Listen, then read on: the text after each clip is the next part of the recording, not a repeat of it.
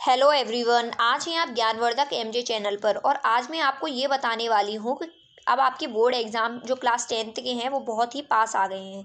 लगभग 1 महीना बचा है आपके एग्ज़ाम होने के लिए, ठीक है। तो मैं आपको ये बताने वाली हूँ कि अब आप क्या करें, क्या रणनीति बनाएं जिससे आप अच्छे से अच्छा स्कोर कर पाएँ। देखिए, अब आपके पास बहुत ज़्यादा समय तो नहीं है कि आप सोच रहे हैं कि बहुत समय है तो मैं सारा पढ़ लूँगी या सारा पढ़ लूँगा तो आप सारा कर लेंगे, लेकिन इतना समय नहीं है आपके पास। तो अब आप क्या कर सकते हैं जिससे आप अच्छा स्कोर करें। अगर आपके 50 आ रहे हैं, आप उस 50 को 80 के अंदर चेंज करें कि 50 से आप 80 में चेंज कर सके अपने मार्क्स को, या 60 to 90 कर सके अपने मार्क्स को। तो ये रणनीति मैं आपको बताने वाली हूँ कि आप किस तरह से पढ़िए जिससे कि आप अच्छे से अच्छे मार्क्स गेन कर सकें, ठीक है। देखिए, सबसे पहला पॉइंट तो आपको दिख ही रहा होगा जो मैंने लिख दिया है, वो है रिवाइज। देखिए, अब आपके पास इतना समय नहीं है कि आप सारा पढ़ रहे हो, नहीं। देखिए, आप पढ़ तो चुके हैं, आपने पूरी 1 साल आपको मिली है जिसमें आपने पूरा पढ़ा। स्कूल में भी आपको पढ़ाया गया होगा, आपने जहाँ भी कोचिंग से भी आपने पढ़ा होगा, तो उसमें आपको सिलेबस कंप्लीट कराया गया है। अब आपको क्या करना है, उसी सिलेबस को रिवाइज करना है, चीज़ों को दोबारा से पढ़ना है। क्योंकि अगर आपने किसी चीज़ को एक बार पढ़ा है तो वो आपके माइंड में केवल आई है, बैठी नहीं है, मतलब अच्छे से नहीं फिट हुई है। तो उस चीज़ को फिट करने के लिए आपको दोबारा से रिवाइज करना पड़ेगा। तो रिवीजन जो है आपकी इस चीज़ का बहुत ही मेन फैक्टर है, ठीक है। रिवीजन जब तक आपका अच्छा वाला नहीं होगा, रिवीजन जो है आपका मेन फैक्टर है। तो रिवीजन आप करिए। देखिए, रिवीजन इसलिए मेन फैक्टर होता है क्योंकि हम लोग क्या करते हैं, सारा कुछ पढ़ तो लेते हैं लेकिन बाद में रिवाइज करके नहीं जाते। तो जिस टाइम पे हमारा पेपर होता है तो हम प्रेशर में सब कुछ भूल जाते हैं कि रिवाइज करिए। कोई भी सब्जेक्ट हो, जरूरी नहीं है वो आप देखिए। रिवाइज से क्या मतलब है, जो भी आपने पढ़ा है उस चीज को दोबारा से पढ़िए, ठीक है। दोबारा से आप रिवाइज कीजिए कि हाँ, मैंने ये चैप्टर्स पढ़े, उनके बारे में आप दोबारा से देखिए क्या था उस चैप्टर में, ठीक है। कोई भी सब्जेक्ट, जैसे एसएसटी हो गया, एसएसटी का आप कोई भी सब्जेक्ट, कोई भी चैप्टर ले लीजिए। जैसे आपने ज्योग्राफी का कोई भी चैप्टर ले लिया, ठीक है, तो आप उस चैप्टर के बारे में देखिए कि क्या क्या था इस चैप्टर में, ठीक है। उस चैप्टर के बारे में जो भी था आप रिवाइज करके नेक्स्ट चैप्टर पे बढ़िए। ऐसे आपको जितने भी सब्जेक्ट हैं, आपके टोटल 6 सब्जेक्ट होते हैं, तो आपको सभी सब्जेक्ट को अच्छे से क्लियर करना है, ठीक है। अब देखिए, सेकंड पॉइंट क्या होता है आपका। फर्स्ट पॉइंट तो मैंने आपको बता दी, रिवीजन, ये तो सबसे मेन पॉइंट है ही है। रिवीजन के बिना अगर आप पेपर देने जाते हो आप कुछ नहीं कर पाओगे, आप ध्यान रखिए, वहाँ पे सब कुछ भूल जाओगे आप। तो revision is the main factor, ठीक है। सेकंड जो आपका है पॉइंट, मैं आपको बता दूं, सेकंड पॉइंट आपका ये है कि सैम्पल क्वेश्चन पेपर आते हैं, सैम्पल पेपर्स, तो आपको वो मार्केट में अवेलेबल रहते हैं, चाहे आप किसी भी ब्रांड के ले लीजिए, ठीक है। उनको करने की कोशिश कीजिए। उनसे क्या होता है, आपको पेपर का एक अनुमान लग जाता है, एक आइडिया हो जाता है कि किस टाइप के क्वेश्चन आते हैं। क्योंकि जैसे आपके क्वेश्चन टीचर्स करा देते हैं, जरूरी नहीं है वहां पे भी एग्जाम में भी वैसे ही क्वेश्चन आए, बिल्कुल जिस जिस टाइप से लिखे हो आपके स्कूल में टीचर्स ने कराया है कोई भी क्वेश्चन, ठीक है, तो जरूरी नहीं है वैसा ही एग्जाम में आ जाएगा। एग्जाम में भाई दूसरे तरीके से लिख देते हैं वो लोग।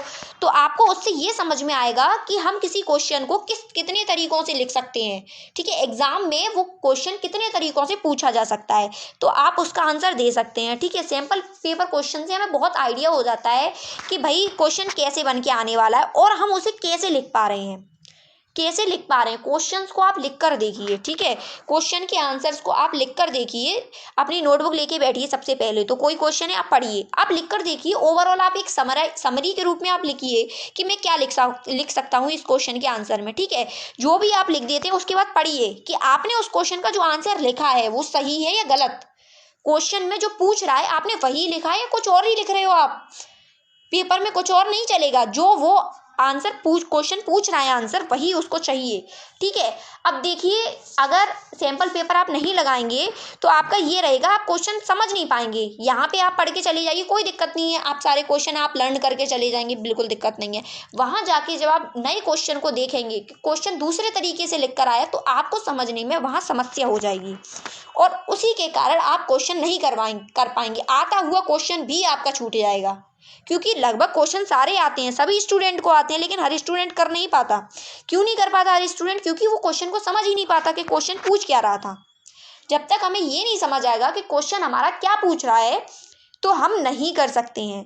तो आपको ये जानने की बहुत ज़रूरत है कि क्वेश्चन क्या पूछ रहा है। देखिए, अब मैं आपको बताती हूँ, मैथ जो हमारा सब्जेक्ट रहता है, ज़्यादातर बच्चों को भाई डर लगता है कि मैथ से हम कैसे कर पाएंगे। तो उसमें भी यही फैक्टर काम करेंगे। देखिए रिवीजन का मतलब है आप क्वेश्चंस को लगाइए दोबारा से। ऐसा नहीं है आपने एक बार किसी बुक के क्वेश्चन लगा लिए और आपको आ गया, आप दोबारा से लगाइए, आपको आते हैं फिर भी करिए उन क्वेश्चन को। जिससे क्या होता है, वो क्वेश्चन आपके माइंड में बैठ जाएगा, अच्छे से फिट हो जाएगा। तो अगर वैसा कोई क्वेश्चन आएगा पेपर में तो आपको उसको करने में कोई भी समस्या नहीं होगी, ठीक है। और मैथ के सैंपल पेपर ज़रूर लाइए, क्योंकि भाई मैथ के सैंपल पेपर बहुत ज़रूरी हैं। क्योंकि जब तक आप क्वेश्चंस को ज़्यादा से ज़्यादा क्वेश्चन को करके नहीं देखेंगे, आप मैथ का पेपर नहीं कर पाएंगे। क्योंकि वहाँ क्वेश्चंस में ऐसा नहीं है जो क्वेश्चन आपका बुक में है वैसा ही क्वेश्चन वहाँ नहीं आने वाला है, वहाँ बहुत कुछ चेंज हो जाता है। तो जब तक आप सैंपल पेपर्स नहीं लगाएंगे तब तक आपको एक आइडिया जो होना चाहिए ना, आइडिया आपको नहीं हो पाएगा। तो वो आइडिया लेना बहुत ज़रूरी है, इसलिए आप सैंपल पेपर्स लेके आइए और उनके क्वेश्चन करिए। और मेन जो मैं बता रही हूँ ना आपको, मेनली आपको मैथ के लिए ज़रूर लेके आनी है, मैथ के लिए ये बहुत मेन है आपके लिए, ठीक है। अब मैं आपको बताती हूँ नेक्स्ट आपको और क्या क्या करना चाहिए। देखिए नेक्स्ट जो है पॉइंट वो है प्रीवियस ईयर क्वेश्चन पेपर। देखिए प्रीवियस ईयर क्वेश्चन पेपर बहुत अहम भूमिका रखते हैं किसी भी पेपर के लिए, ज़रूरी नहीं है आपके ये, मैं आगे के लिए भी आपको बता देती हूँ। किसी भी एग्ज़ाम के लिए उसके जो पुराने जो पेपर हो चुके होते हैं ना, वो बहुत महत्वपूर्ण भूमिका रखते हैं। क्योंकि जो हमारे एग्जामिनर्स होते हैं, जो एग्ज़ाम पेपर बनाते हैं ना, वो लोग लगभग क्वेश्चन वैसे ही रखते हैं, बहुत ज़्यादा डिफरेंट नहीं रखते हैं। बस हमारे क्या करते हैं, जैसे मैथ हो गया तो मैथ में क्या करेंगे, अगर 12 है डिजिट्स चेंज कर देंगे, 12 की जगह 54 कर देंगे, ठीक है। लेकिन क्वेश्चन का टाइप तो वही रहेगा। अगर वो एरिया पूछ रहा है तो एरिया ही तो पूछेगा ना किसी भी चीज़ का, ऐसा तो है नहीं है एरिया पूछ रहा है और वो क्वेश्चन उसमें ट्रिग्नोमेट्री का साइन लगा देगा, ऐसा नहीं है ना। तो आप लोगों को क्या करना है कि प्रीवियस ईयर क्वेश्चन पेपर जितने भी आपके पास अवेलेबल हो, और नहीं अवेलेबल हो तो आप ऑनलाइन देख लीजिए, आजकल तो ऑनलाइन आपको सभी मिल जाएगा, गूगल पे सर्च करके देख लीजिए, तो वहाँ से आपको अवेलेबल हो जाएंगे, ठीक है। तो उन क्वेश्चन पेपर्स को करने की कोशिश कीजिए, जिससे कि आपको पता लग सके कि आखिर वहाँ पे क्वेश्चन कैसे आते हैं, ठीक है, कैसे क्वेश्चन आते हैं वहाँ पे, ठीक है। आपको क्वेश्चन के टाइप पता चल जाएंगे, भाई इस तरह का क्वेश्चन आता है तो मुझे ऐसे इस चीज़ को अटेम्प्ट करना है, ठीक है। जैसे आपका कोई भी सब्जेक्ट हो गया, आपने ले लिया साइंस, ठीक है। साइंस में क्या था, साइंस में आपका जो एक चैप्टर है रिफ्रैक्शन और रिफ्लेक्शन वाला, ठीक है। तो उसमें लेंसेज मिरर ये सब हैं आपके, तो उसमें इमेज वाला जो पोर्शन रहता है, इमेज वाला पोर्शन जरूर आता है आपका क्वेश्चन।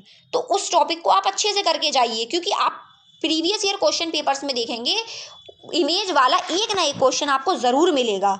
तो पता चल गया ना आपको कि ये क्वेश्चन आएगा, ऐसे ही आप एक आंकलन करिए, ठीक है, एक आइडिया लीजिए कौन कौन से क्वेश्चन हर बार आते हैं, तो वो इस बार भी आएगा। तो उन टॉपिकों को आप बहुत अच्छे तरीके से कर लेंगे ना, तो आपको कोई समस्या नहीं होगी, ठीक है। तो इस तरह से आप लोग करने की कोशिश कीजिए। तो मैंने आपको ये अगर जो टिप दी है ना, मैंने आप लोग ये टिप अपनाएंगे तो आप लोगों के 90+ मार्क्स आसानी से आ जाएंगे। आपको बहुत ज़्यादा मेहनत करने की कोशिश नहीं करनी पड़ेगी, केवल इन चीज़ों को फॉलो करिए जो मैंने आपको टिप दी हैं, ठीक है। ऐसा नहीं है कि आप आज कर रहे हो कल नहीं कर रहे हो, डेली डेली आपको करना है, क्योंकि आपके पास टाइम नहीं है, केवल 1 महीने 1 मंथ का टाइम रह गया है।